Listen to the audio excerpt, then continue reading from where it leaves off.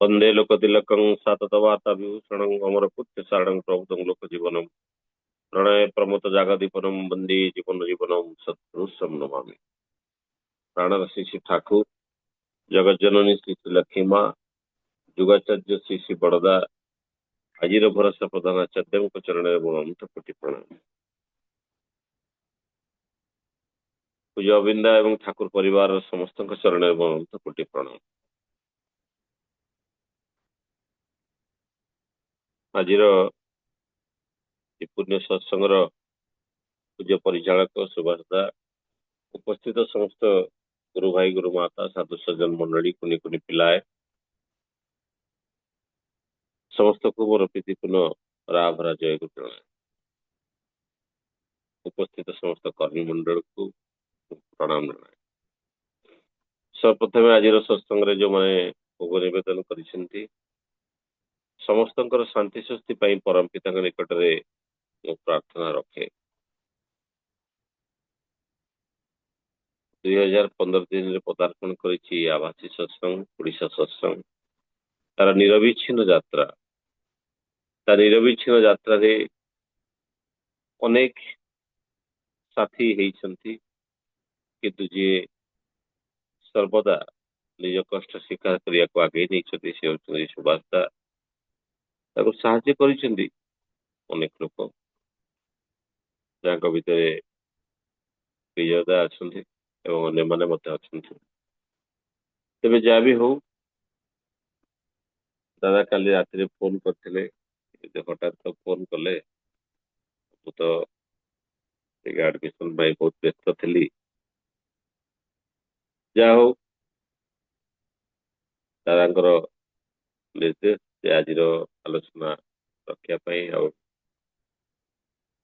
ମୁଁ ସେତିକିବେଳେ ଏଇ କଥା ଭାବୁଥିଲି ଯେ ଆଦର୍ଶ ସନ୍ତାନର କର୍ତ୍ତବ୍ୟ କଣ, ଗୋଟେ ପିଲାର ତାର ବାପା ମାଙ୍କ ପ୍ରତି କର୍ତ୍ତବ୍ୟ କଣ, ସେଇ ବିଷୟରେ ମୁଁ ଜଷ୍ଟ ଚିନ୍ତା କରୁଥିଲି। ଦାଦା ଯେହେତୁ ଫୋନ କଲେ, ଗାଡି ଚଲାଉଥିଲି, ଆଉ ମୁଁ ଭାବିଲି ଏଇ ବିଷୟରେ କିଛି ଆଲୋଚନା କରାଯାଇପାରେ। ଠାକୁରଙ୍କର ସେଇ କଥା ମନେ ପଡେ, ପିତା ସ୍ୱର୍ଗ ପିତା ଧର୍ମ ପିତା ହିଁ ତପର ନନ୍ଦନା ପିତୃ ପ୍ରୀତି ପ୍ରସାରି ଆଣେ ସବୁ ଦେବତାଙ୍କ ବନ୍ଦନା।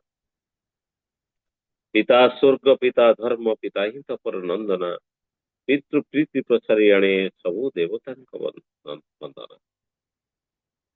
ଦେଖନ୍ତୁ ଠାକୁରଙ୍କର ଏଇ କଥାକୁ ମୁଁ ସତ୍ୟଯୁଗର ସେଇ ଏକ କାହାଣୀ ସହିତ ଯୋଡିବା ପାଇଁ ଚାହୁଁଛି। ଆପଣ ମାନେ ଜାଣିଥିବେ ନନ୍ଦୀ ଆଉ ଭୃଙ୍ଗୀ ଦି ଜଣ ପରମ ସେବକ ଥିଲେ ମହାଦେବ ଶିବଙ୍କର। ଶିବଙ୍କ ସେବାରେ ତାଙ୍କର ଜୀବନ ବିଲୀନ ଥିଲା।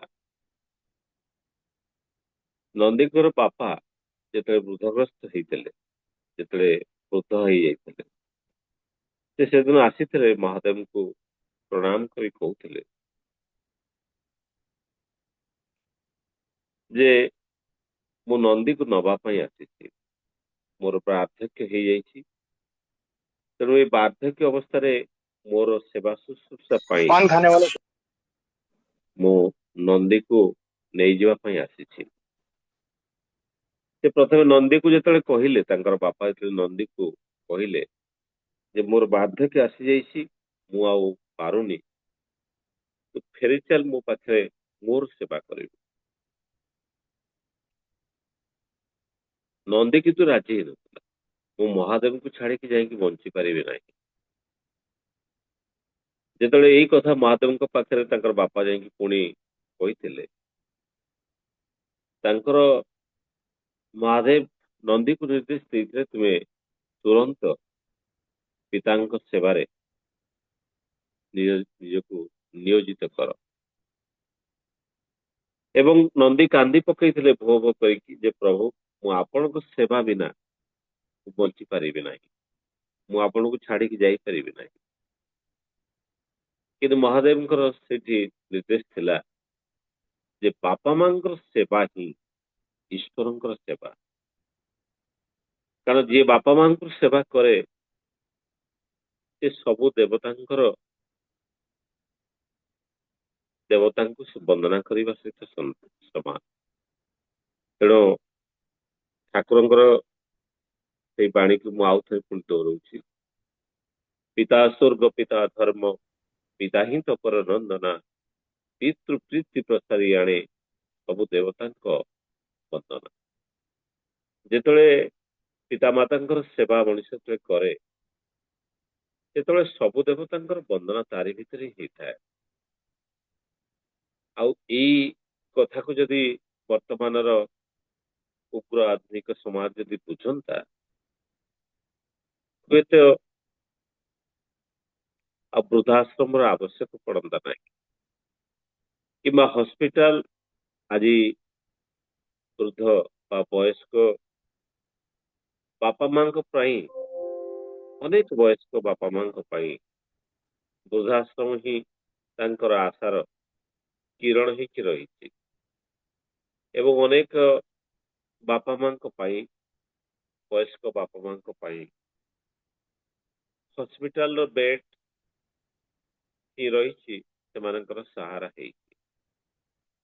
ଆଉ ଏ ହସ୍ପିଟାଲ ଯୋଉ ବଢି ଉଠିଛି, ଏଇ ପ୍ୟାରେଣ୍ଟାଲ କେୟାର ଯୋଉ ପ୍ୟାରେଣ୍ଟସ୍ କୁ ତାଙ୍କର ପିତାମାତା ମାନେ ନେଇପାରନ୍ତିନି, ସାହାଯ୍ୟ କରିପାରନ୍ତି, ସେମାନଙ୍କୁ ସେଠି ଟ୍ରିଟମେଣ୍ଟ ହବାର ସୁବିଧା ମିଳେ।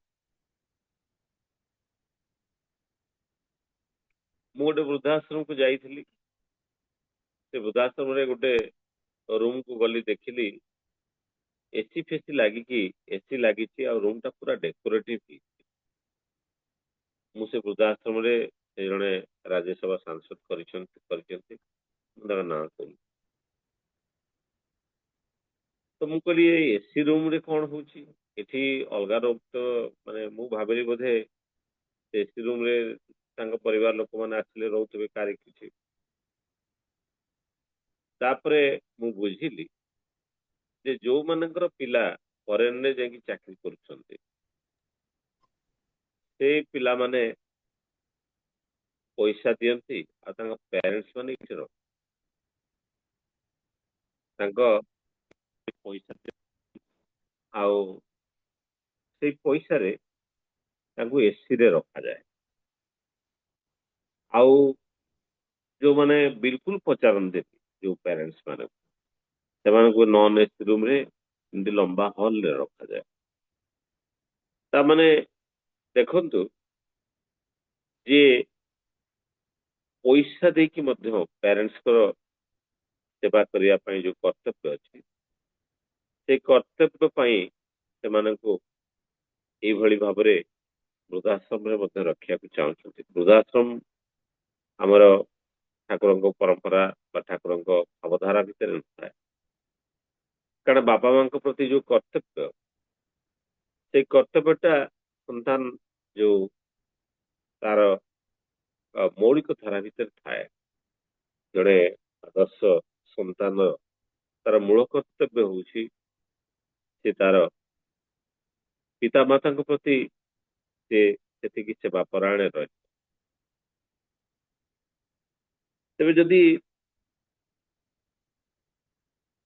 ଆଦିମ ମାନବ ଆଦିମ ସଭ୍ୟତାକୁ ଯଦି ଆମେ ଫେରିଯିବା,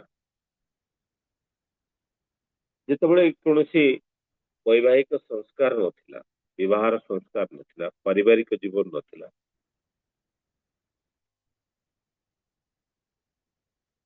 ପ୍ରଥମ କରି ଗୌତମ ମୁନି ଯିଏକି ଅହଲ୍ୟାଙ୍କର ସ୍ୱାମୀ ଥିଲେ, ଯାହାକୁ ଉଦ୍ଧାର କରିଥିଲେ ରାମଚନ୍ଦ୍ର, ଏବଂ ଏଇ ବିବାହ ସଂସ୍କାରକୁ ସେ ପ୍ରଥମେ ତିଆରି କରିଥିଲେ। ନିଜେ ବିବାହ କରିଥିଲେ ଅହଲ୍ୟା, ଏବଂ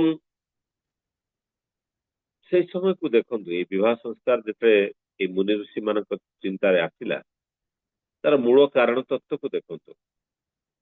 ପ୍ରତ୍ୟେକ ମଣିଷ ବାଲ୍ୟ ଅବସ୍ଥା ଦେଇ ବାଲ୍ୟ ଅବସ୍ଥା, ଶୈଶବ ବାଲ୍ୟ ଅବସ୍ଥା, ତାପରେ ପ୍ରୌଢ଼ ଅବସ୍ଥା ଏବଂ ଏମିତି ବୃଦ୍ଧ ଅବସ୍ଥାକୁ ସମସ୍ତେ ଯାଆନ୍ତି। ଯେତେବେଳେ ମଣିଷ ବୃଦ୍ଧ ହେଇଯାଏ, ସେ ନାରୀ ହଉ ବା ପୁରୁଷ ହଉ, ତାର ଜୀବନଚର୍ଯ୍ୟା ପାଇଁ ଅନେକ ସାହାଯ୍ୟର ଆବଶ୍ୟକ ପଡେ। ସେଥିପାଇଁ ପାରିବାରିକ ଜୀବନ ଏ ସାମାଜିକ ଜୀବନ ଭିତରେ ଏଇ ଯୋଉ ଧାରାଟା ତିଆରି କରିଦିଆଯାଏ। କାରଣ ଦେଖନ୍ତୁ, ଗୋଟେ ମଣିଷ ତାର ଛୁଆଟାକୁ ଜନ୍ମ କରିବା ଠାରୁ ଆରମ୍ଭ କରିକି 25 ବର୍ଷ ପର୍ଯ୍ୟନ୍ତ ତା ପାଇଁ ଅନେକ କିଛି କର୍ତ୍ତବ୍ୟ କରେ। ଯେତେବେଳେ ଗୋଟେ ଘୋଡାର ଛୁଆଟେ ଜନ୍ମ ହୁଏ, ସେ ତାକୁ ପ୍ରଥମେ ଗୋଟେ ନାତ ମାରେ, ଏବଂ ଏଇଥିପାଇଁ ମାରେ ଯେ ଦୌଡ଼ିବା ଶିଖିବ। ସେ ଚମକି ପଡେ, ଜନ୍ମ ହଉ ହଉ ତାକୁ ଯେତେବେଳେ ମାଡ଼ ହୁଏ ଚମକି ପଡେ। ଏବଂ ଏଇଭଳି ଭାବରେ ସେ ଯୋଉ ମାନେ ତାପରେ ସେ ଚାଲିବା ଶିଖିଲା ପରେ ତାର କର୍ତ୍ତବ୍ୟ ସମାପ୍ତ ହେଇଯାଏ। ସେ ଚାଲେ, ସେ ତାର ନିଜ ଖାଦ୍ୟ ତୈୟାର କରେ, ଏବଂ ଜୀବଜଗତର ପ୍ରତ୍ୟେକ ପଶୁ ମଧ୍ୟଙ୍କ ପାଖରେ ସେଇ ପ୍ରକାର ଭାବ ଦେଖାଯାଏ। କିନ୍ତୁ ମଣିଷ ଏତେ ନିଃସହାୟ, ଏତେ ନିଃସହାୟ, ତାକୁ 25 ବର୍ଷ ପର୍ଯ୍ୟନ୍ତ, ତାର 20ରୁ 25 ବର୍ଷ ପର୍ଯ୍ୟନ୍ତ ତାର ଯତ୍ନ ନେବାକୁ ଆବଶ୍ୟକ ପଡେ। ଯୋଉଥିପାଇଁ এই ପାରିବାରିକ ଜୀବନଟା ବୋଧେ ଅତ୍ୟନ୍ତ ସୁଦୃଢ এই ମଣିଷ ଜାତି ପାଇଁ। এই ପାରିବାରିକ ଜୀବନ ଅନ୍ୟ ଜାତିରେ ଏତିକି ସୁଦୃଢ ନାହିଁ, କାହିଁକି? ମଣିଷ ହଉଛି ସେତିକି ଅସହାୟ। ତେଣୁ ଯେତେବେଳେ ଏ ଆତ୍ମା ଯେତେବେଳେ ଶରୀର ଧାରଣ କରେ, ସେ ଶରୀର ପାଇଁ ହିଁ ଖାଦ୍ୟର ଆବଶ୍ୟକ ପଡେ। ଏ ଶରୀରର ବଞ୍ଚି ରହିବା ଆଉ ବୃଦ୍ଧି ପାଇବା ପାଇଁ ତାକୁ ଖାଦ୍ୟର ଆବଶ୍ୟକ ପଡେ। କାରଣ ଶରୀରଟା ଖାଦ୍ୟ ଖାଏ, ଆତ୍ମା କୌଣସି ଖାଦ୍ୟ ଖାଏ। କାରଣ ଆତ୍ମାର କୌଣସି ନିରାକାର ପରମ ବ୍ରହ୍ମଙ୍କର ସ୍ୱରୂପ, ୟାର କୌଣସି ଖାଦ୍ୟ ପଦାର୍ଥର ଆବଶ୍ୟକ ପଡେନି। କିନ୍ତୁ ଆମେ ଯାହା ଖାଉ ଏ ଶରୀରକୁ ବଞ୍ଚେଇ ରଖିବା ପାଇଁ ଖାଉ। ଶରୀର ବଞ୍ଚେଇ ରଖିବା ପାଇଁ ଆମେ ଖାଉ। ତେଣୁ ଆତ୍ମାର କୌଣସି ଖାଦ୍ୟ ନଥାଏ। ଏ ଆତ୍ମାର ଏକମାତ୍ର ଖାଦ୍ୟ ହଉଛି ଈଶ୍ୱରଙ୍କର ଚିନ୍ତା ବା ଈଶ୍ୱରଙ୍କର ଏ ନାମ କରିବା, ଧ୍ୟାନ କରିବା, ତାହା ହଉଛି ଆତ୍ମିକ ଖାଦ୍ୟ। କିନ୍ତୁ ଏ ଶରୀର ପାଇଁ ଯେତେବେଳେ ଖାଦ୍ୟ ଦରକାର ପଡେ, ଏଇ ଆତ୍ମାଟି ଯେତେବେଳେ ଶରୀରଟାକୁ ଶାରୀରିକ ଏ ଆତ୍ମା ହଉଛି ଏକ ଶକ୍ତି, ଏକ ବିଶାଳ ଶକ୍ତି, ଯାହା ଶରୀର ପରିପ୍ରକାଶ ଲାଭ କରେ ବା ଚଳଚଞ୍ଚଳ ହେଇ ଉଠେ। এই ଆତ୍ମା ଯେତେବେଳେ ଶରୀର ଧାରଣ କରେ, ଏ ଶରୀରର ବୃଦ୍ଧି ପାଇଁ, ଶରୀରଟାଙ୍କର ବୃଦ୍ଧି ପାଇଁ ମାତୃଗର୍ଭରେ ସେ ଖାଇବା ଆରମ୍ଭ କରେ। ମାତୃଗର୍ଭରେ ମାର ଶରୀରରୁ ସେ ପ୍ଲାସେଣ୍ଟା ଦେଇକି ଯୋଉ ଟ୍ୟୁବଟା ଥାଏ, ଯୋଉଟା ନାଇ କଟାଯାଏ ବୋଲି ଆମେ ଜାଣୁ, ଯୋଉ ଟ୍ୟୁବଟା ଥାଏ, ସେ ଟ୍ୟୁବ ଦେଇକି ମାର ସମସ୍ତ ଖାଦ୍ୟ ସେ ସନ୍ତାନଟି ଗ୍ରହଣ କରେ। ତେଣୁ ମା ସନ୍ତାନଟି ଜନ୍ମ ହେବା ମାତ୍ରେ ପ୍ୟାରେଣ୍ଟସ୍ ମାନେ ତାର ଜନ୍ମର ସେ ଆତ୍ମା ଶରୀର ଧାରଣ କରିବା ସାଙ୍ଗେ ସାଙ୍ଗେ ମା ତାକୁ ଖାଦ୍ୟ ପ୍ରୋଭାଇଡ କରିବା ଆରମ୍ଭ କରେ, ଖାଦ୍ୟ ତାକୁ ଯୋଗେଇ ଦିଏ। ଏବଂ ଯୋଉ ଖାଦ୍ୟକୁ ଖାଇକି ସେ ମାତୃଗର୍ଭରେ 9 ମାସ ମାତୃଗର୍ଭରେ ବିତାଏ ଏବଂ ବୃଦ୍ଧି ପ୍ରାପ୍ତ ହୁଏ। ବୃଦ୍ଧି ପ୍ରାପ୍ତ ହେଇକି ସେ ଧରାବସ୍ତରଣ ହୁଏ ଏବଂ ଜନ୍ମ ଲାଭ କରେ। ତାପରେ ମା ତାକୁ, ବାପା ମା ତାର ପାଇଁ ଖାଦ୍ୟର ବ୍ୟବସ୍ଥା କରନ୍ତି ଏବଂ ଏଇଭଳି ଭାବରେ ସେ ଖାଦ୍ୟ ତାକୁ ଦିଅନ୍ତି ଯେମିତିକି ସେ ବଡ ମଣିଷ ହୁଏ। ଏବଂ ବଡ ମଣିଷ ହେଇକି ଯେତେବେଳେ ସେ ବଡ ହେଇଯାଏ, ଆଉ ଯେତେବେଳେ ତାର ବାପା ମା ମାନେ ବୃଦ୍ଧ ହେଇଯାଆନ୍ତି, ସେତେବେଳେ ସେ ମା ବାପାକୁ ମଧ୍ୟ ସେଇଭଳି ଖୋଇବାକୁ ଦେବାକୁ ପଡେ। ତେଣୁ ବାପା ମା ମାନେ ଆଗରୁ ଦେଖନ୍ତୁ, ଏବେ ଦେଖାଯାଇଛି ଯେ ଛୋଟ ପିଲାମାନଙ୍କର ମା ଯୋଉଭଳି ଭାବରେ ଖାଦ୍ୟ ଗ୍ରହଣ କରେ, ପିଲାର ଚିନ୍ତା, ଚେତନା, ଚରିତ୍ର ଆଉ ତାର ଜୀବନର ଗତି ମଧ୍ୟ ଠିକ ସେଇଭଳି ହେଇଥାଏ। ଯୋଉମାନେ ନନଭେଜ ଖାଆନ୍ତି ଏବଂ ଅନ୍ୟ ପ୍ରକାର ବିଭିନ୍ନ ପ୍ରକାର ଫାଷ୍ଟଫୁଡ ଖାଆନ୍ତି, ଏ ଭିତରେ କଣ ହୁଏ ନା ସନ୍ତାନ ଭଳିଆ ହେଇ ଉଠେ। ସନ୍ତାନଟା ସେଇଭଳି ହେଇ ଉଠେ। ସେ ଯୋଉ ସନ୍ତାନଟା ସେଇଭଳି ହେଇ ଉଠେ, ସନ୍ତାନର ଚଳନୀ ଚରିତ୍ରଟା ଠିକ ସେଇ ମାଫିକ ହେଇ ଉଠେ। ସନ୍ତାନର ଚଳନୀ ଚରିତ୍ରଟା ଠିକ ସେଇ ମାଫିକ ହେଇ ଉଠେ। ତେଣୁ ଖାଦ୍ୟଟା କେତେ ମାନେ ସୁଷମ ଖାଦ୍ୟ ବା ସୁସ୍ଥରି ନବାଟା କେତେ ଜରୁରୀ ସେ ଅନୁଭବ କରାଯାଇପାରେ। ଆମେ ସନ୍ତାନଟା ଯେତେବେଳେ ଜନ୍ମ ନିଏ, ତାକୁ ମାଟା ଖୋଇଲା ବେଳେ ଏବଂ ଦେଖାଯାଇଛି ଏବେ ଦେଖାଯାଉଛି ଯେ ଛୋଟ ପିଲାମାନଙ୍କର ମଧ୍ୟ ଫ୍ୟାଟି ଲିଭର ବାହାରି ପଡୁଛି। ଏବଂ ମୁଁ ଗୋଟେ ଛୋଟ ଛୁଆ 10th କ୍ଲାସ କରିଥିବା ମୋ ପାଖକୁ ଗୋଟେ ଆଡମିସନ ପାଇଁ ଗୋଟେ ଛୁଆଟା ଆସିଥାଏ। ସେ ଛୁଆ ଏବେ ବି ଇନସୁଲିନ ନିଏ, କ୍ଲାସ 10 ପାସ୍ କରିଥିଲା ପିଲା। ମାନେ ମେଡିସିନରେ ତାର ଡାଇବେଟିସ କଣ୍ଟ୍ରୋଲ କିଏ। ଏଇ ଯୋଉ ଜୀବନ ଶୈଳୀ ଯୋଉ ଆସିଛି, ତାର ମୂଳ କାରଣ ହଉଛି ମା ମାନଙ୍କୁ ବର୍ତ୍ତମାନ ବହୁତ ସୁବିଧା ହେଇଛି ମୋବାଇଲଟେ ଧରେଇ ଦେଇକି ଛୁଆ ମାନେ କୁ ଖୋଇଦବାଟା। ଏଇ ମୋବାଇଲ ଦେଇଦେଲେ କଣ ହଉଛି, ଛୁଆ ମାନେ ଆଉ କିଛି ମାନେ ଯୋଉ ଚୋବେଇକି ଖାଇବା କଥା ସେ ଭୁଲି ଯାଉଛନ୍ତି। ସେ ପାଟିରେ ପୁରେଇ ଦେଲେ ସେ ଢୋକି ଦଉଛନ୍ତି, ଆଉ ପାଟିରେ ପୁରେଇ ଦେଲେ ଢୋକି ଦଉଛନ୍ତି। ଏଇ ଯୋଉ ଢୋକି ଦେବା ଦ୍ଵାରା ସେଟା ପାଚନ କ୍ରିୟାରେ ସେଟା ଠିକ ଭାବରେ ହେଇପାରୁନି। ଯାହା ଫଳରେ କଣ ହଉଛି, ସେଇ ଫ୍ୟାଟି ଲିଭର ଏବଂ ବିଭିନ୍ନ ସମସ୍ୟା ବାଲ୍ୟ ଅବସ୍ଥାରୁ ଏବଂ ଜୀବନର ସମସ୍ତ ସମୟରେ ତାକୁ ଭୋଗ କରିବାକୁ ପଡୁଛି। ଆଗରୁ ମା ମାନେ କିଭଳି ଭାବରେ ଛୁଆ ମାନଙ୍କୁ ଖୋଇ ଦଉଥିଲେ, ମାନେ ତାକୁ ଧରିକି କୋଳରେ ଧରିକି, ମୋର ମନେ ଅଛି ଗିନାଟରେ ଖାଦ୍ୟ ଧରିକି ତାକୁ ବିଭିନ୍ନ ଗଛ ପତ୍ର, ବିଭିନ୍ନ ପକ୍ଷୀ, ବିଭିନ୍ନ ଗାଈ କୁକୁର ସମସ୍ତଙ୍କୁ ନେଇକି ଦେଖେଇ ଦେଖେଇକି ସମସ୍ତ ବିଷୟରେ କହି କହିକି ଛୁଆ ସବୁ ଷ୍ଟୋରି ଶୁଣୁଥିଲା। କେତେ କଥା ତାକୁ କହୁଥିଲେ, କେତେ ଷ୍ଟୋରି କହୁଥିଲେ। ବାପା ପୁଣି ବହୁତ ସମୟରେ ମାନେ ଗୋଡା ହନ୍ତି, ତାଙ୍କ ପିଠିରେ ବସିକି ଖାଇ ଖାଇକା ଛୁଆ ଯାଏ। ଏମିତି ଅନେକ କାହାଣୀ ଥିଲା, ଯୋଉ କାହାଣୀ ଠାକୁର ତ କହୁଥିଲେ 5 ବର୍ଷ ଭିତରେ ସନ୍ତାନଟି ସମସ୍ତ ଶିକ୍ଷା ସମାପ୍ତ କରିଥାଏ। ତାପରେ ଯୋଉ ଶିକ୍ଷାର ଆରମ୍ଭ ହୁଏ, ସେ ଶିକ୍ଷାଟା ତାର ପେଟ ପୋଷିବା ପାଇଁ, ତାର ଜୀବନର ସମସ୍ତ ଶିକ୍ଷା ସେ 5 ବର୍ଷ ଭିତରେ ହିଁ ସମାପ୍ତ କରିଥାଏ।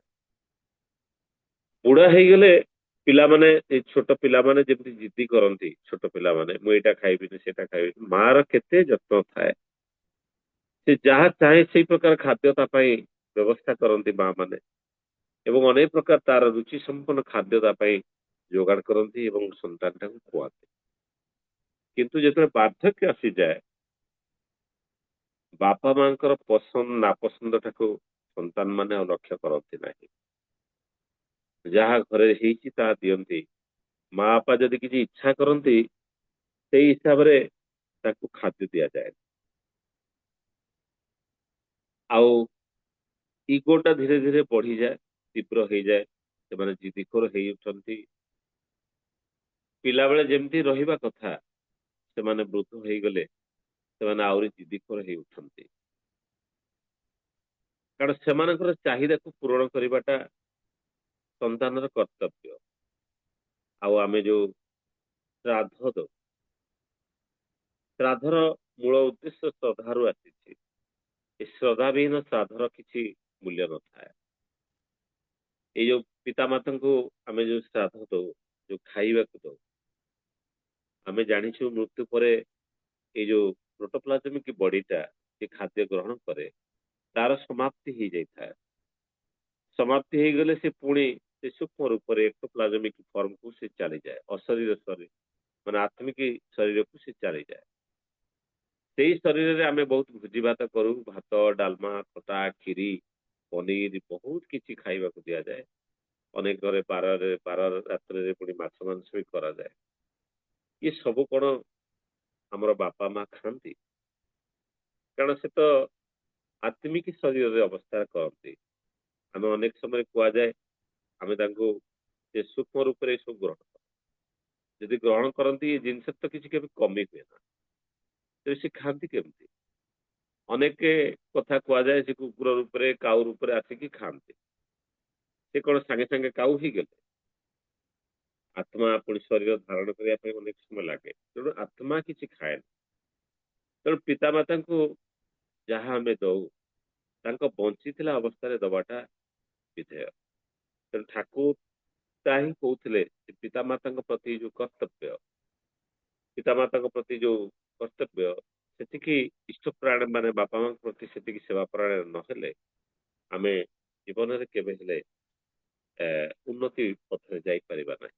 କାରଣ ଜୀବନରେ ଯେତେ ଋଣ ଅଛି ସବୁଠୁ ବଡ ଋଣ ହଉଛି ପିତୃମାତୃ ଋଣ, ପିତୃ ଋଣ।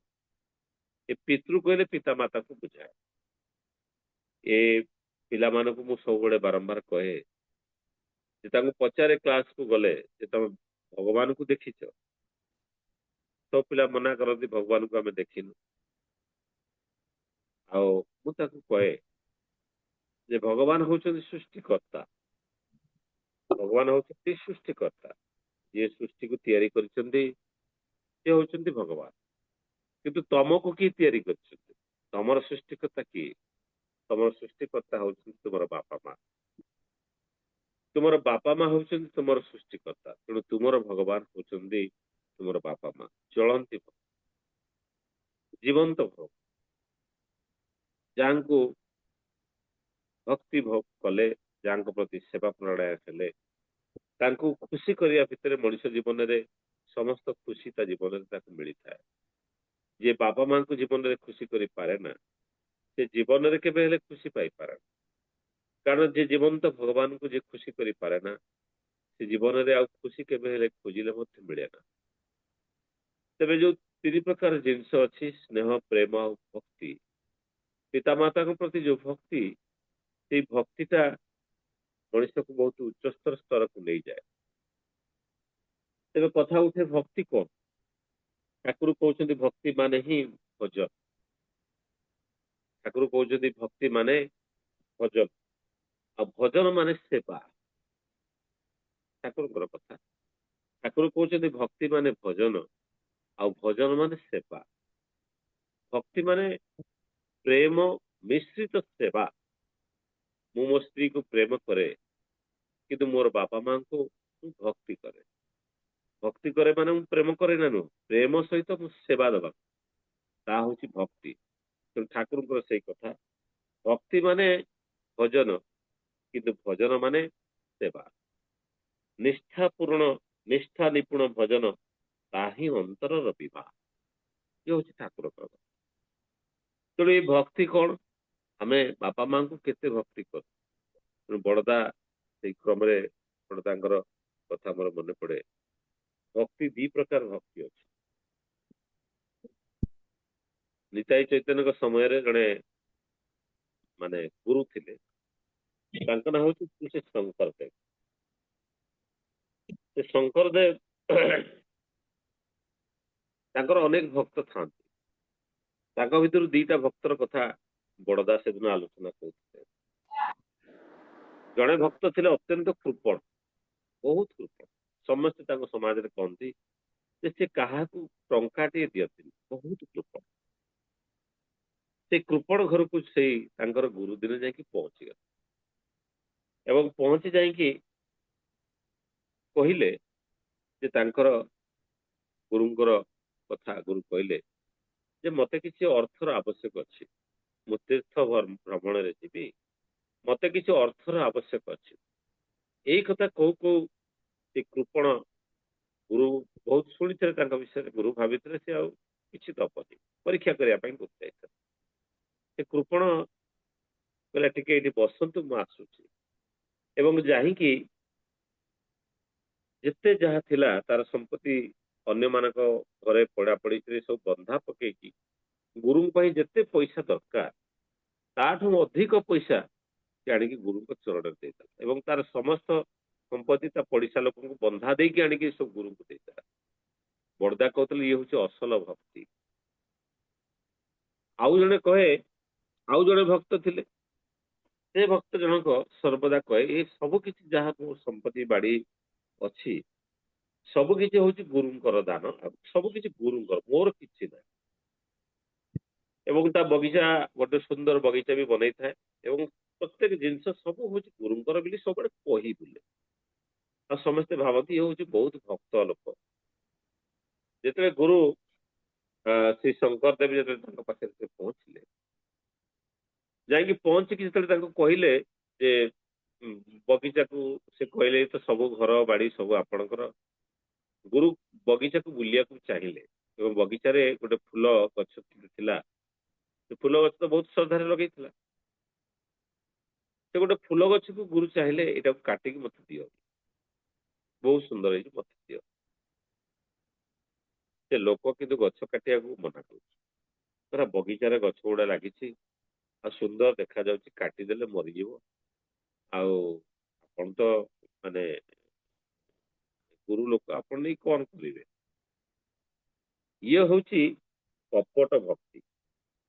ତେଣୁ ବଡଦା ସେଇ କଥା କହୁଥିଲେ, ଅସଲ ଭକ୍ତି ଆଉ କପଟ ଭକ୍ତି। ଆମ ବାପା ମାଙ୍କ ପ୍ରତି ଆମେ କି ପ୍ରକାର ଭକ୍ତି କରୁ, ଅସଲ ଭକ୍ତି କି କପଟ ଭକ୍ତି? ତେବେ ଏଇ ଯୋଉ ଭକ୍ତିର କଥା ଯେତେବେଳେ ଆସେ, ତେଣୁ ପିତାମାତାଙ୍କ ପ୍ରତି ଆମେ ଯେତେ ଶ୍ରଦ୍ଧାବାନ ହଉ, ଯେତେ ଭକ୍ତି ନିପୁଣ ହଉ, ଆମ ଜୀବନରେ ଉନ୍ନତି ତ ହୁଏ। ଆମ ଜୀବନ ଆଦର୍ଶ, ଆମ ଜୀବନ ଯୋଉ ଚରିତ୍ରରେ ଅନେକ ପରିବର୍ତ୍ତନ ଆସେ।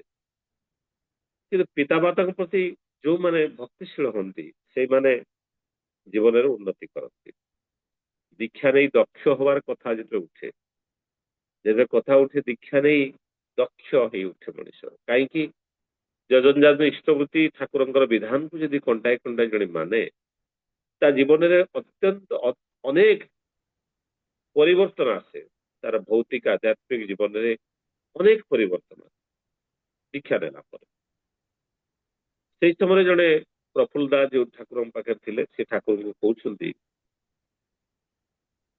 ଯେ ଈଶ୍ୱର ଚନ୍ଦ୍ର ବିଦ୍ୟାସାଗର କୌଣସି ପ୍ରକାର ଦୀକ୍ଷା ନେଇନାହାନ୍ତି, କିନ୍ତୁ ସିଏ କିଭଳି ଭାବରେ ଏତେ ଦକ୍ଷ ବୈଜ୍ଞାନିକରେ ରୂପାନ୍ତରିତ ହେଇଯାଇଥିଲେ।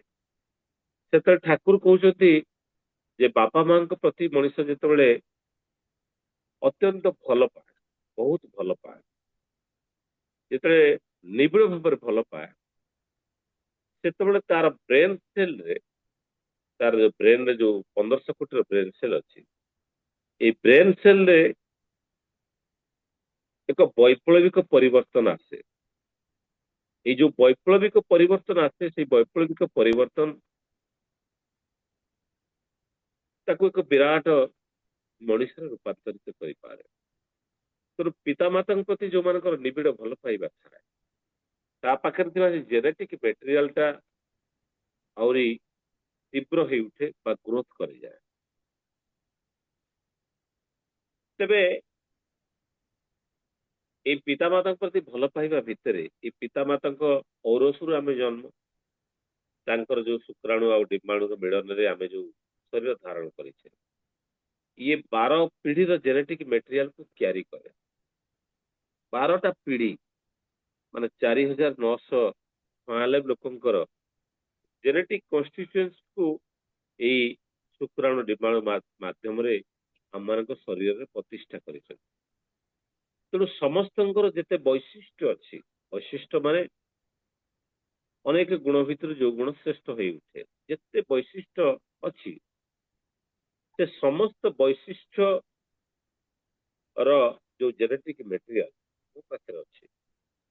ତେଣୁ ଏଇ ମଣିଷ ଯେତେବେଳେ ନାମ କରେ, ତାର ବ୍ରେନ ସେଲ ଉପରେ ଯୋଉ ତାର ପ୍ରଭାବ ପଡେ, ଯୋଉ କମ୍ପନ ହୁଏ, ସେଇ କମ୍ପନ ଭିତରେ କଣ ହୁଏ, ଏଇ ନାମଟା ତ ହଉଛି ଏକ ସ୍ପନ୍ଦନାତ୍ମକ ପ୍ରତିଛବି। ଏଇ ସ୍ପନ୍ଦନାତ୍ମକ ପ୍ରତିଛବି ମଣିଷର ବ୍ରେନ ସେଲରେ ଅନେକ କିଛି ବୈପ୍ଳବିକ ପରିବର୍ତ୍ତନ ଆଣେ। କିନ୍ତୁ ଯୋଉମାନେ ବାପା ମାଙ୍କୁ ନିବିଡ଼ ଭାବରେ ଭଲ ପାଆ, ତାଙ୍କ ଜୀବନରେ ମଧ୍ୟ ଅନେକ ବୈପ୍ଳବିକ ପରିବର୍ତ୍ତନ ଆସେ। ତେଣୁ ଏଇ ଯୋଉ ବୈପ୍ଳବିକ ପରିବର୍ତ୍ତନ ଆସେ, ସେଇ ବୈପ୍ଳବିକ ପରିବର୍ତ୍ତନ ତାର ଜେନେଟିକ ମେଟେରିଆଲକୁ ଅତ୍ୟନ୍ତ ତୀବ୍ର ଭାବରେ ବୃଦ୍ଧି କରାଇଥାଏ। ଆପଣମାନେ ସମସ୍ତେ ଜାଣିଛନ୍ତି, ଯୋଗ ସାଧନାର ଯୋଉ ସାଧନା, ଯୋଉମାନେ ମୁନି ଋଷି ହେଇଛନ୍ତି ବା ଯୋଉମାନେ ସାଧନା କରନ୍ତି, ତାଙ୍କର ମୂଳ ହଉଛି ସେ କୂଳ କୁଣ୍ଡଳିନୀକୁ ଜାଗ୍ରତ କରିବା, କୁଣ୍ଡଳିନୀ ଶକ୍ତିକୁ ଜାଗ୍ରତ କରିବା। ଆମର ଯୋଉ ବିଭିନ୍ନ ପ୍ରକାର ଯୋଉ 7ଟି ଚକ୍ର ଅଛି, ମୂଳାଧାର, ସ୍ୱାଧିଷ୍ଠାନ ଆଉ ମଣିପୁର ବା ଆଗ୍ନେୟ ଚକ୍ର, ଅନାହତ ଚକ୍ର, ବିଶୁଦ୍ଧ ଚକ୍ର ଆଉ ଆଜ୍ଞା ଚକ୍ର ଆଉ ସହସ୍ର ଚକ୍ର।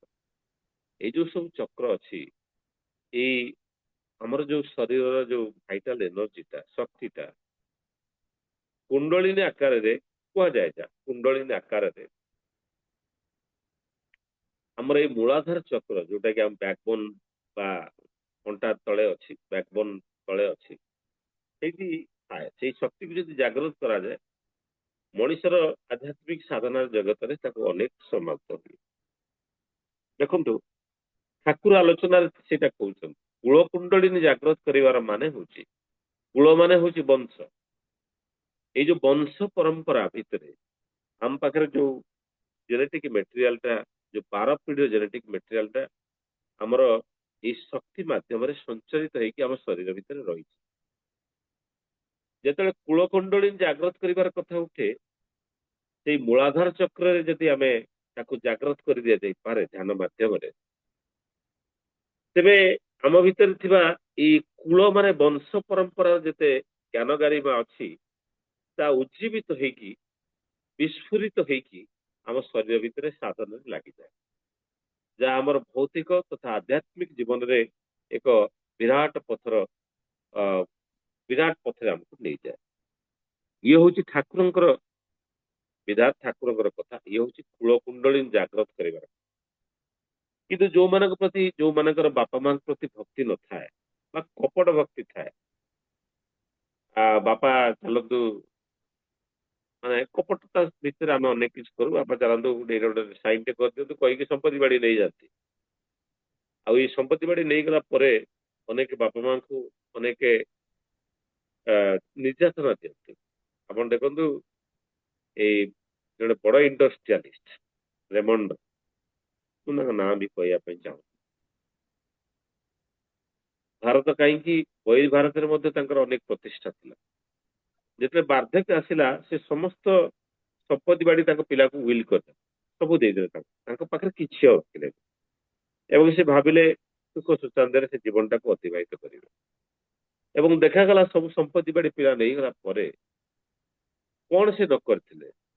ପୃଥିବୀର ଜଣେ ବିଖ୍ୟାତ ମାନେ ଧନୀ ଲିଷ୍ଟରେ ଥିଲେ, କିନ୍ତୁ ତାଙ୍କୁ ଏତେ ନିର୍ଯାତନା ଦିଆଯାଉଛି, ତାଙ୍କୁ ରୁମ ରେ ବାନ୍ଧିକି ରଖାଯାଉଛି, ତାଙ୍କୁ ଘରେ ବସି ଏତେ ବାହାରୁନି ପଦାକୁ, କିଡନୀ ଖରାପ ହେଇଛି ହେଲା। ଏଇ ଏତେ ସତ ନିର୍ଯାତନା ଦିଆଯାଉଛି, ଯୋଉ ନିର୍ଯାତନା ଫଳରେ ସେଇଥିରୁ ଅନୁମାନ କରାଯାଏ ଯେ ସନ୍ତାନ ମାନଙ୍କର କର୍ତ୍ତବ୍ୟ କିଭଳି ଭାବରେ ପିଲାମାନେ ବୁଝନ୍ତି। ଆଉ ଏଇ ଭକ୍ତିର କଥାରେ ଠାକୁର ମଧ୍ୟ, ଠାକୁରଙ୍କର ସେଇ ବାଣୀ ପୁଣି ମନେ ପଡେ, ମାତା ପିତା ଶ୍ରେଷ୍ଠ ଜନେ ଶ୍ରଦ୍ଧା, ଶ୍ରଦ୍ଧା କହିଛୁ, ଶ୍ରଦ୍ଧା ଭକ୍ତି ଯାହା ରଖନା, ଇଷ୍ଟାନୁ ଇଷ୍ଟାନୁରାଗ ନହେଲେ ତାହା ଆସିବ ନାହିଁ ସମ୍ଭବ। ତେଣୁ ଯୋଉ ଆଦର୍ଶ ସନ୍ତାନର କଥା ଉଠିଛି, ଯେତେବେଳେ ଇଷ୍ଟାନୁରାଗ ହବା ମାନେ ଇଷ୍ଟଙ୍କ ପ୍ରତି ଯାହାର ଅନୁରାଗ ନଥାଏ, ସେ କେବେଲେ ମାତା ପିତା ବା ଶ୍ରେଷ୍ଠ ଜନଙ୍କ ପ୍ରତି ଶ୍ରଦ୍ଧା ଭକ୍ତି ମଧ୍ୟ ସେ ରଖିପାରେ ନା। ଇଏ ହଉଛି ଠାକୁରଙ୍କ କଥା। ମାତା ପିତା ଶ୍ରେଷ୍ଠ ଜନେ ଶ୍ରଦ୍ଧା ଭକ୍ତି ଯାହା ରଖନା, ଇଷ୍ଟାନୁରାଗ ନହେଲେ ତାହା ଆସିବ ନାହିଁ ସମ୍ଭବ। ଇଷ୍ଟଙ୍କ ପ୍ରତି ଯୋଉମାନଙ୍କର ଅନୁରାଗ ନଥାଏ, ଭକ୍ତି ନଥାଏ, ଭଲ ପାଇବା ନଥାଏ, ସେମାନେ କେବେ ହେଲେ ପିତାମାତା ବା ଶ୍ରେଷ୍ଠ ଜନଙ୍କ ପ୍ରତି ସେତିକି ଭକ୍ତି ବା ଶ୍ରଦ୍ଧାବାନ ହେଇପାରନ୍ତି ନାହିଁ। ତାର ଜ୍ୱଳନ୍ତ ଉଦାହରଣ ହଉଛି ସେ ରେମଣ୍ଡର ମାଲିକର କଥା। ସେ ଯଦି ତା ପିଲାମାନଙ୍କୁ ଇଷ୍ଟାନୁରାଗ କରିପାରିଥାନ୍ତା, ତାହେଲେ ସିଏ ଆଜି ତାର ବାପା ମାଙ୍କୁ ମଧ୍ୟ ସେ ଶ୍ରଦ୍ଧା ଭକ୍ତି ଦଉଥାନ୍ତା। ତେଣୁ ଆମେ କଣ ହଉଛି, ଆମେ ଆଜି ଯୋଉ ବାପା ମା ମାନେ ସନ୍ତାନ ସନ୍ତତି ସେମାନଙ୍କୁ ଅଣଦେଖା କରୁଛନ୍ତି, ତାର ମୂଳ କାରଣ ହଉଛି ଆମେ ସନ୍ତାନ ସନ୍ତତିକୁ ସେତିକି ଭାବରେ ଇଷ୍ଟାନୁରାଗୀ କରିନାହୁଁ। ଡିପି ୱାର୍କରେ ଆମେ ଯାଉଛୁ ଅନେକ ପରିବାରକୁ ବୁଝେଇବା ପାଇଁ, କିନ୍ତୁ ଆମ ପରିବାର ଆମର ସନ୍ତାନ ସନ୍ତତିକୁ ଡିପି ୱାର୍କ କରୁନାହିଁ, ଆମ ପରିବାରରେ ଯାଜନ ହଉନାହିଁ। ତେଣୁ ଆମେ ନିଜ ସନ୍ତାନ ସନ୍ତତିକୁ ଯେତେବେଳେ ଆମେ ଇଷ୍ଟାନୁରାଗ କରିପାରୁନା, ତ ଠାକୁରଙ୍କର ଏଇ କଥାକୁ ଦେଖନ୍ତୁ, ଇଷ୍ଟାନୁରାଗ ନହେଲେ ଆସିବ ନାହିଁ ସମ୍ବର୍ଦ୍ଧନା। ଇଷ୍ଟାନୁରାଗ ଯଦି ନଥାଏ, ଇଷ୍ଟଙ୍କ ପ୍ରତି ଭଲ ପାଇବା ଯଦି ନଥାଏ, ତେବେ ସେ କେବେ ହେଲେ ପିତୃମାତୃ କେନ୍ଦ୍ରିକ ହେଇପାରିବ ନାହିଁ। ଯୋଉ ଆମ ପାଖରେ ଯୋଉ ତିନିଟା ମେଟେରିଆଲ ଅଛି, ତିନିଟା ମେମୋରି ଅଛି, ଗୋଟେ ହଉଛି ଜେନେଟିକ ମେମୋରି, ମୁଁ ଅନେକ ସମୟରେ ଏଇ ଆଲୋଚନାରେ କହିଛି। ଆଉ ଗୋଟେ ହଉଛି କାର୍ମିକ ମେମୋରି। ଆମର ଆତ୍ମା ପାଖରେ ଗୋଟେ ମେମୋରି ଅଛି, ତାହା ହଉଛି କାର୍ମିକ ମେମୋରି। ଆତ୍ମା ଅନେକ ଥର ଜନ୍ମ ନେଇଛି, ଏ ଆତ୍ମା ଅନେକ ଥର ଜନ୍ମ ନେଇଛି। ତେଣୁ ଏଇ ଯୋଉ ଆତ୍ମା ଅନେକ ଥର ଜନ୍ମ ନେଇଛି, ତାର କିଛି ମେମୋରି ଅଛି, ତାର କର୍ତ୍ତବ୍ୟ ସେ କରିବା ପାଇଁ ଚାହେଁ ଏବଂ ତାର ସେ ଆତ୍ମାର କର୍ମଫଳ ମଧ୍ୟ ସେ ଭୋଗେ। ଯୋଉ ପିତୃ ଦୋଷ ଲାଗେ, ଏଇ ଯୋଉ ଜେନେଟିକ ମେଟେରିଆଲ ଆମ ପାଖରେ ଆସିଛି, ପିତାମାତାଙ୍କ ପାଖରୁ ଯୋଉ ଭୌଳିକ ମୌତିକ ଭାବ ଆସିଛି, এই জেনেটিক মেটেরিয়ালটা কোন করে, জেনেটিক মেটেরিয়ালটা ଆମ ପାଖରେ ଯୋଉଟା ଥାଏ, এই ଜେନେଟିକ ମେଟେରିଆଲଟା ଆମକୁ ବହୁତ ଆଗକୁ ନେଇଯାଏ। এই ଜେନେଟିକ ମେଟେରିଆଲଟା କଣ କରେ ନା, এই 16 ବର୍ଷ ପର୍ଯ୍ୟନ୍ତ ଆମ ପାଖରେ ଥାଏ। 16ରୁ 20 ବର୍ଷ ପର୍ଯ୍ୟନ୍ତ କାର୍ମିକ ମେମୋରିଟା ଆକ୍ଟିଭ ହୁଏ। এই ଜେନେଟିକ ମେମୋରିଟା ଆମ ବାପା ମାଙ୍କ ପାଖରୁ ଆସିଥାଏ। ଯୋଉମାନେ ପିତୃମାତୃ ଭକ୍ତ ରହନ୍ତି, ସେମାନଙ୍କର ଜେନେଟିକ ମେଟେରିଆଲଟା ବହୁତ ଆକ୍ଟିଭ ହେଇଯାଏ, ଯାହା ଫଳରେ ସେମାନେ ଅନେକ ଜୀବନର କର୍ମଫଳରୁ କଷ୍ଟରୁ ମଧ୍ୟ ରକ୍ଷା ପାଆନ୍ତି। ତେଣୁ ଏଥିରେ କଥା ଉଠେ, ଏଇ ଜେନେଟିକ ମେଟେରିଆଲଟା ଯୋଉଟା ଅଛି, ସେଥିରୁ ରକ୍ଷା ପାଇବା ପାଇଁ ସେଇ ପ୍ରକାର ଭାବ ଥାଏ। ତେଣୁ ଠାକୁରଙ୍କ ଜୀବନରେ ଆମେ ସମସ୍ତେ ଜାଣିଛେ, ଠାକୁର କିଭଳି ଭାବରେ ମାନେ ତାଙ୍କର ବାପା ମାଙ୍କ ପ୍ରତି ତାଙ୍କର କିଭଳି ଭଲ ପାଇବା ଥିଲା। ମାଙ୍କର ଝାଡାକୁ ସେ ହାତରେ ଚକଟିକି ଦେଖୁଥିଲେ ଯେ ମାଙ୍କର ଖାଇବା ଡାଇଜେସନଟା ଠିକ ସେ ହେଇଛି କି ନାହିଁ। ମାଙ୍କୁ ଖୁସି କରିବା ପାଇଁ ସେ ଠାକୁର ତାଙ୍କ ଜୀବନରେ ସବୁ କିଛି ଖୁସି ତ୍ୟାଗ କରିଥିଲେ। ତାଙ୍କ ଜୀବନର ସର୍ବଶ୍ରେଷ୍ଠ ଖୁସି ଥିଲା ସେ ମାଙ୍କୁ ଖୁସି କରିବା। ମାଙ୍କ କଥାକୁ ସେ କେବେ ଅମାନ୍ୟ କରୁନଥିଲେ। ତାଙ୍କର ଭଲ ପାଇବା ଏତେ ତୀବ୍ର ଥିଲା, ତାର ମାନେ କଳନା ନଥାଏ।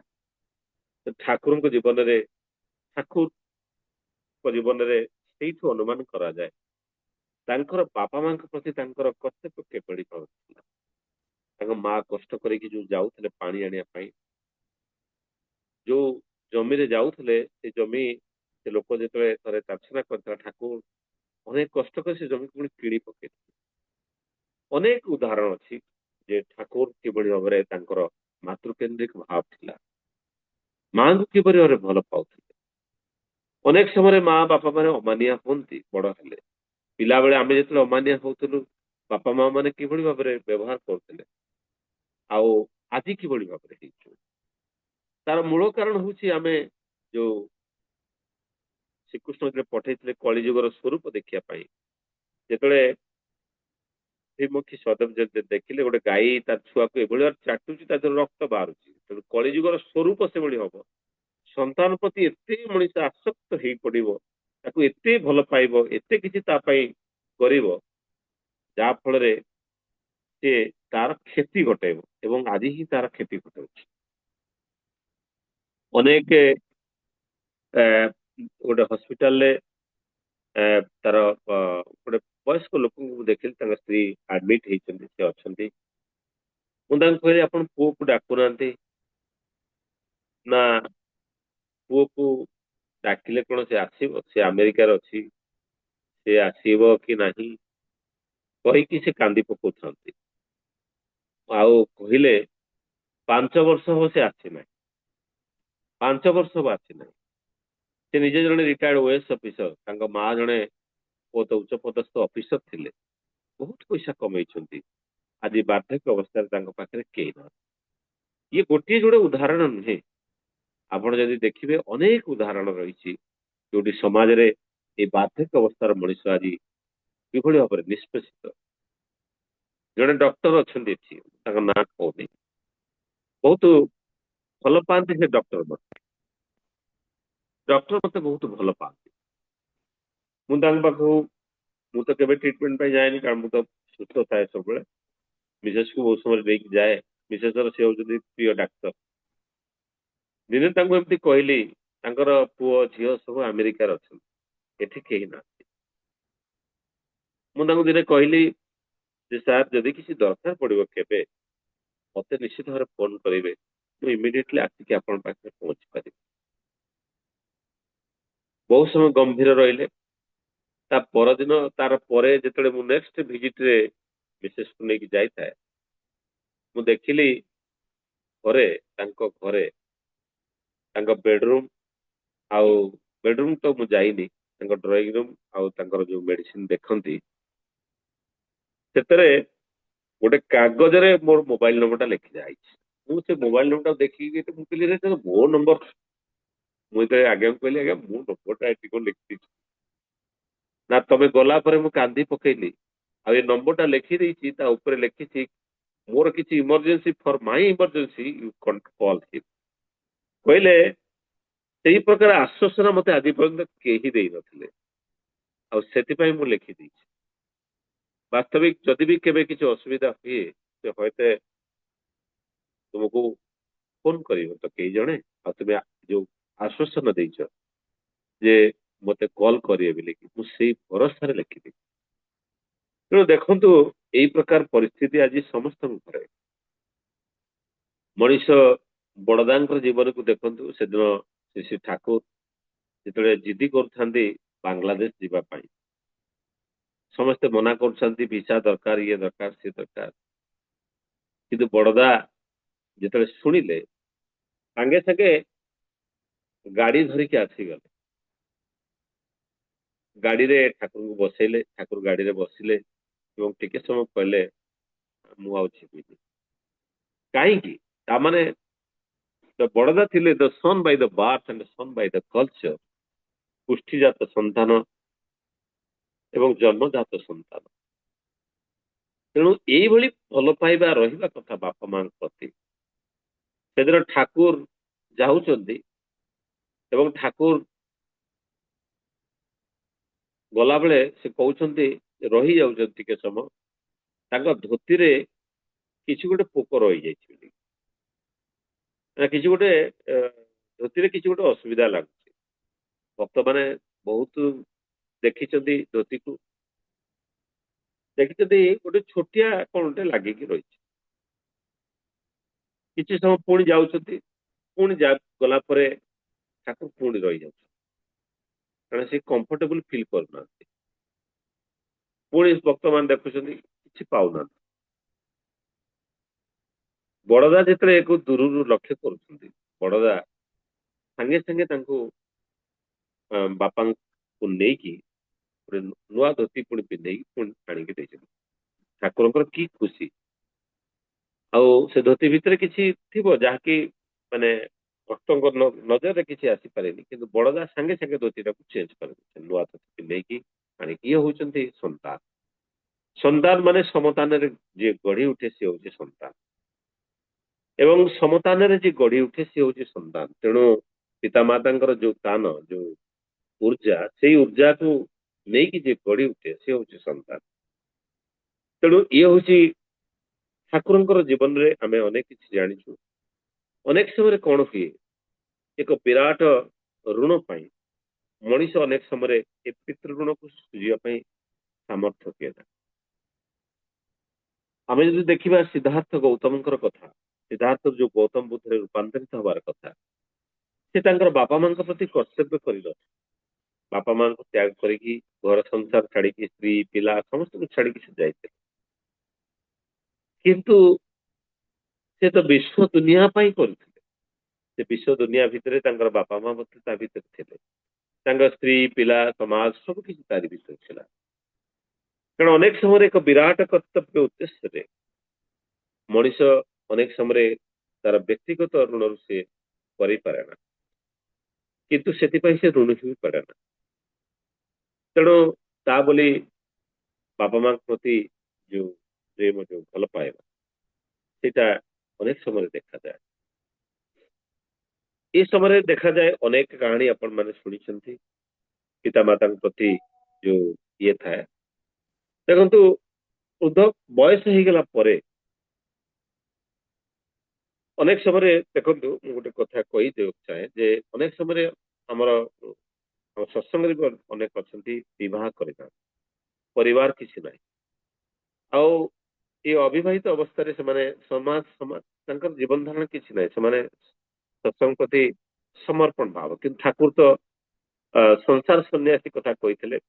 ବହୁତ କମ ଲୋକ ସେମିତି ଅଛନ୍ତି, କିନ୍ତୁ ପ୍ରଜାପିତା ବ୍ରହ୍ମକୁମାରୀଙ୍କର ଆଶ୍ରମରେ ଅନେକ ଲୋକ ଅବିବାହିତ କିମ୍ବା ବିବାହ କରିକି ଛାଡପତ୍ର ଦେଇକି ଆସିକି ଏଠି ଅଛନ୍ତି। ଯେତେବେଳେ ଜଣେ ମତେ କହିଲେ ମୁଁ ମାଉଣ୍ଟ ଆବୁ ଯାଇଥାଏ, ମୁଁ ପଚାରିଲି ଯେ ଯେତେବେଳେ ବୟସ ହେଇଯାଏ ସେମାନଙ୍କର ସେମାନଙ୍କୁ ଏମାନେ ତ ଜୀବନ ସାରା ସେବା ଦଉଛନ୍ତି, ତେଣୁ ବୟସ ହେଇଗଲେ ସେ ମତେ କହିଲେ ଗୋଟେ ଜାଗା ଅଛି ଯୋଉଠି ବୟସ୍କ ଲୋକମାନେ ରହ, ମୁଁ ସେଇ ଆଶ୍ରମକୁ ସେ ଜାଗାକୁ ଯାଇ ଦେଖିବା ପାଇଁ ଖାସ ଯେ ବୁଢାବୁଢୀ ହେଇଗଲା ପରେ ସେମାନଙ୍କ ସେବା ଶୁଶ୍ରୂଷା କିଭଳି ଭାବରେ ନିଆଯାଉଛି। ମୁଁ ଦେଖିଲି ତାଙ୍କ ପାଇଁ ମଧ୍ୟ ଅନେକ ଲୋକ ନିୟୋଜିତ ହେଇକି ଅଛନ୍ତି ତାଙ୍କର ସମସ୍ତ ସେବା ଶୁଶ୍ରୂଷା କରିବା ପାଇଁ। ତାମାନେ ସେମାନେ ପରିବାର ଛାଡିଛନ୍ତି, ତେଣୁ ଜୀବନର ଯୋଉ ଋଣ ପିତୃମାତୃ ଋଣକୁ ସେମାନେ ସମାହିତ କରିନାହାନ୍ତି, କିନ୍ତୁ ଗୋଟେ ବିରାଟ ଉଦ୍ଦେଶ୍ୟରେ ଜୀବନଟାକୁ ସେମାନେ ସମର୍ପିତ କରିଦେଇଛନ୍ତି। ସେଥିପାଇଁ ସେମାନେ ମଧ୍ୟ ଏଇ ପ୍ରକାର ଜୀବନ ଧାରଣ ଭିତରେ ତାଙ୍କୁ ମଧ୍ୟ ସେବା ଦିଆଯାଉଛି। ତେଣୁ ଯେତେବେଳେ ଓଲ୍ଡ ଏଜ୍ ହେଇଯାଏ ସେମାନେ ତାଙ୍କ ପ୍ରତି ଅନେକ ଲିଗାଲ ଜିନିଷ ଥାଏ, ଫାଇନାନ୍ସିଆଲ ତାଙ୍କୁ ସପୋର୍ଟ ଦରକାର ପଡେ, ଆଉ ତାଙ୍କର ଯୋଉ ପ୍ରପର୍ଟି ଅଛି ତାର ପ୍ରପର ଡକୁମେଣ୍ଟେସନ କରେଇଦବା କଥା। ଡେ ଟୁ ଡେ ଲାଇଫରେ ତାଙ୍କର ସେଫ୍ଟି ପାଇଁ ଫାଷ୍ଟ ହଉଛି କିଭଳି ଭାବରେ ଘରେ ପଡିପାଡି ଯାଆନ୍ତି, ତାଙ୍କ ସେଫ୍ଟି ପାଇଁ ମଧ୍ୟ ଲକ୍ଷ୍ୟ କରିବା କଥା। ସେଫ୍ଟି ସିକ୍ୟୁରିଟି ପାଇଁ ତାଙ୍କର ବଞ୍ଚି ରହିବା ପାଇଁ ମେଡିସିନ ଆବଶ୍ୟକ ପଡେ, ସେ ମେଡିସିନ ମଧ୍ୟ ପ୍ରପରଲି ପ୍ରୋଭାଇଡ କରିବା କଥା। ଆଉ ସବୁଠୁ ବଡ ରହୁଛି ତାଙ୍କ ପ୍ରତି ଭଲ ପାଇବା, ତାଙ୍କ ପ୍ରତି ସମୟ ଦେବା। ଆଜିକାର ସନ୍ତାନ ସନ୍ତତି ପିଲାମାନଙ୍କ ପ୍ରତି ସମୟ ଦଉନାହାନ୍ତି, ପଇସା ଦଉଛନ୍ତି, ସବୁ କିଛି କରୁଛନ୍ତି, କିନ୍ତୁ ସନ୍ତାନ ମଧ୍ୟ ଅନେକ ଦଉନାହାନ୍ତି। ତେଣୁ ଇମୋସନାଲ ଆଉ ସୋସିଆଲ ଆଟାଚମେଣ୍ଟ ତାଙ୍କ ସହିତ ଆବଶ୍ୟକ ପଡେ। ତାଙ୍କର ଖାଲି ହେଲ୍ଥ କନସିୟସ୍ ନୁହେଁ, ତାଙ୍କୁ ସବୁ କିଛି କାର୍ଯ୍ୟ କରିବାକୁ ପଡେ। ଜିଦି ଖୋର ମାସେ ପୂର୍ବରୁ ମୋର ସ୍ତ୍ରୀ ମୋର ଧର୍ମପତ୍ନୀ ଚାଲି ଯାଇଥିଲେ, ଝିଅ ପାଖରେ ଥିଲି। ମାକୁ ମୁଁ ନିଜେ ରଖିଥିଲି, ମୋ ପାଖରେ ମା ପାଖରେ ମୁଁ ଥିଲି। ମାର ବୟସ ବର୍ତ୍ତମାନ ପାଖାପାଖି 80। ସେ ଯଦିଓ ଚାଲି ବୁଲି ପାରେ, ସବୁ କାମ କରିପାରେ, ପରିବା ପତ୍ର କାଟିପାରେ, କିନ୍ତୁ ଗ୍ୟାସ୍ ପାଖରେ ଛିଡା ହେଇକି ରୋଷେଇ କରିପାରେ ନା। ତେଣୁ ମୁଁ ସକାଳ ଜଳଖିଆ କରେ, ରୋଷେଇ କରେ, ସବୁ ରୋଷେଇ କରେ, ତାର ଖାଇବା ପିଇବା ପାଇଁ ବିଛଣା ପତ୍ର ସଫାସଫି ବି କରାଏ, କରୁଥିଲି ମାସେ ପରେ। ପ୍ରଥମ ଦିନେ ଦି ଦିନ ମୁଁ ଦେଖିଲି ଯେତେବେଳେ ମୁଁ ତରକାରୀ କରେ, ମୋ ହିସାବରେ ବହୁତ ଭଲ ତରକାରୀ ମୁଁ କରିଥିଲି, କିନ୍ତୁ ଦେଖିଲି ମା କୁ ପସନ୍ଦ ଲାଗୁନି। କାହିଁକି? ମା ଯେମିତି ଚାହେଁ ମୁଁ ସେମିତି କରେ ନା। ମା ଛିଡା ହେଇକି କହେ, କିନ୍ତୁ ମୁଁ ମୋ ହିସାବରେ କରିଦିଏ। ପ୍ରଥମ ଦିନ ମୁଁ ଯେତେ ଦେଖିଲି ତରକାରୀ ମୋ ପାଇଁ ଭଲ ହେଇଥାଏ, ମୁଁ ମୋ ହିସାବରେ ବହୁତ ବହୁତ ସୁନ୍ଦର ତରକାରୀ କରିଥିଲି, ମାର ପସନ୍ଦ ଭଳିଆ ତରକାରୀ କରିଥିଲି, କିନ୍ତୁ ମା ତାକୁ ପସନ୍ଦ କରୁନଥିଲି। ତା ପରଦିନ ମୁଁ ବୁଝିଗଲି ଯେ ବୋଉ ଯେମିତି କହୁଛି, ଯେମିତି ସେ ତ ଆଜି ବି ତା ଆଖିରେ ମୁଁ ସାନ, ଆଉ ମୁଁ କିଛି ଜାଣିନି ଭଳିଆ ମଣିଷ। ତେଣୁ ସିଏ ଯେମିତି କହୁଛି, ଯେମିତି ତେଲ ପକା, ଏମିତି ପକା, ସେମିତି ପକା, ସେଟା ପକା, ସେଟା ଘାଣ୍ଟେ, ଏଇଟା ଇଏ କର, ଯାହା କହୁଥାଏ ମୁଁ ସେମିତି ଯେତେବେଳେ କଲି, ଦେଖିଲି ତାକୁ ବହୁତ ପସନ୍ଦ ଲାଗିଲା। ତେଣୁ ତା ହିସାବରେ ଯେତେବେଳେ ମୁଁ କଲି, ମୁଁ ଦେଖିଲି ମୁଁ ବି ଆତ୍ମସନ୍ତୋଷ ପାଇଲି, ଆଉ ମୋ ବୋଉ ବି ଖୁସିରେ ଖାଇଲା। ଆଉ ମାନେ 3 ବେଳା ରୋଷେଇ କରିକି ତାକୁ ଦବା ପାଇଁ ମୁଁ ହୟତ ମୋର କର୍ତ୍ତବ୍ୟରେ କିଛି କିଛି କମି ଯାଇଥାଇପାରେ, ତେବେ ଯାହା ବି ହଉ ମା ବାପାଙ୍କୁ ରକ୍ଷା ପାଇଁ ହେଲେ ମାନେ ତାଙ୍କ ପ୍ରତି ଯୋଉ କର୍ତ୍ତବ୍ୟ, ଆଉ ସେ ସବୁବେଳେ, କାରଣ ମୁଁ ଅଫିସ କାମରେ ଟିକେ ବ୍ୟସ୍ତ ରହିଲେ ସେ ଏକଲା ଫିଲ୍ କରୁଥିଲା, ସେଇଟା ଗୋଟେ ପ୍ରୋବ୍ଲେମ ଥିଲା ମୋ ପାଇଁ, କାରଣ ଅଫିସ ଟାକୁ ବି ମୁଁ ଛାଡିକି ଯାଇ ପାରୁନଥାଏ। ତେଣୁ ସେଇଭଳି ଭାବରେ ସେ ଯେମିତି ରହୁଥିଲେ, ତେଣୁ କର୍ତ୍ତବ୍ୟ ସମସ୍ତଙ୍କୁ କରିବାକୁ ପଡିବ। ତାଙ୍କ ପ୍ରତି ସମୟ ଦେବାଟା ହଉଛି ସବୁଠୁ ବଡ ଜିନିଷ। ତାଙ୍କ ପାଇଁ ଯୋଗାଡ଼ କରିବାଟା ସେମିତି ନୁହେଁ। ତେଣୁ ସମୟ ତ ହେଇ ଆସିଛି। ତେଣୁ ଆମ ସମସ୍ତଙ୍କର କର୍ତ୍ତବ୍ୟ ଯେ ଶ୍ରାଦ୍ଧ ମାନେ ତାଙ୍କ ପ୍ରତି ଶ୍ରଦ୍ଧା ସମ୍ପନ୍ନ ଭକ୍ତି ହେଇକି ତାଙ୍କ ସେବା ଦେବା ବଞ୍ଚିଥିବା ଅବସ୍ଥାରେ। ମାରୱାଡି ମାନେ ଏବେ ମାରୱାଡି ମଣିଷ କାହାରି ଶ୍ରାଦ୍ଧ ଭୋଜି ଖାଇବାକୁ ଯାଉଛନ୍ତି, କାରଣ ସେମାନେ ବଞ୍ଚିଥିଲା ଅବସ୍ଥାରେ ଆମେ ଅନେକ କିଛି କରୁନୁ, କରିଗଲା ପରେ ଆମେ ବହୁତ ବଡ ଭୋଜି ଦଉଛୁ। ସେଇଟା ନୁହେଁ, ବଞ୍ଚିଥିଲା ଅବସ୍ଥାରେ ଆମେ ତାଙ୍କ ପାଇଁ କଣ କର୍ତ୍ତବ୍ୟ କରିପାରିବା, ସେଇଟା ହଉଛି ମୂଳ ଦାୟିତ୍ୱ। ସେଇ ଯୋଉ ପିତୃ ଋଣ ସୁଝିବାଟା ହଉଛି ମୂଳ ଦାୟିତ୍ୱ। ଯେତେବେଳେ ବଡ ଜଣେ ମଣିଷ ତା ବାପା ମା ର ଋଣ ସୁଝିବା ପାଇଁ ଯେତେବେଳେ ଗଲେ, ମା କହିଲେ ପାଣି ଟିକେ ଆଣ, ଦିଥର ତିନିଥର ପାଣି ମାଗିଲେ ଏବଂ ପାଣିଟା ତା କପଡାରେ ଯେତେବେଳେ ଢାଳି ହେଇଗଲା, ସେ ବହୁତ ବିରକ୍ତ ହେଇଗଲେ, ଉତ୍କ୍ଷିପ୍ତ ହେଇଗଲେ। ଏବଂ ମା କହିଲେ କେତେ ଥର ମୋର ଲୁଗାରେ ପଇସା କରିଛୁ, ମୁଁ କେବେ ଏଭଳି ଭାବରେ ହେଇନି, ତୁ ତୁ କି ଋଣ ସୁଝିବୁ। ତେଣୁ ବାସ୍ତବିକ ସେ କାହାଣୀ ଆପଣ ମାନେ ସମସ୍ତେ ଜାଣିଛନ୍ତି, ମୁଁ ଆଉ ସେ ଭିତରକୁ ଯାଉନି। ତେଣୁ ଆଦର୍ଶ ସନ୍ତାନ ସେତିକିବେଳେ ଯିଏ ହେଇପାରେ ଯେତେବେଳେ ସେ ଆଦର୍ଶଙ୍କର ଅନୁଗାମୀ ହୁଏ। ସେ ଆଦର୍ଶଙ୍କୁ ଯେତେବେଳେ ସେ ମାନିକି ଚାଲେ, ଯାହାଙ୍କର ଦର୍ଶନ ଯାହାଙ୍କ ଫିଲୋସଫିକୁ ମଣିଷ ମାନିକି ତାର ଜୀବନଟାକୁ ଆଦର୍ଶମୟ କରିପାରେ, ତାହେଲେ ଏକ ସେ ସୁସନ୍ତାନ ହେଇପାରେ ଏବଂ ତାର ପିତାମାତା ପ୍ରତି କର୍ତ୍ତବ୍ୟ କରିପାରେ। ଈଶ୍ୱରଙ୍କର ଅନେକ ଡେଫିନେସନ ଥିଲେ ମଧ୍ୟ ଫାଇନାଇଟ ବହୁତ କିଛି, ଠାକୁରଙ୍କ ଭାଷାରେ ଈଶ୍ୱର ହଉଛନ୍ତି ଆଦର୍ଶ, ଆଇଡିଆଲ, ଯାହାଙ୍କର ଦର୍ଶନ ମଣିଷ ଜୀବନରେ ଏ, ପାଳନ କରିକି ମଣିଷ ଏକ ଦିବ୍ୟ ମାନବରେ ପରିଣତ ହେଇପାରେ, ସିଏ ହଉଛନ୍ତି ଆଦର୍ଶ।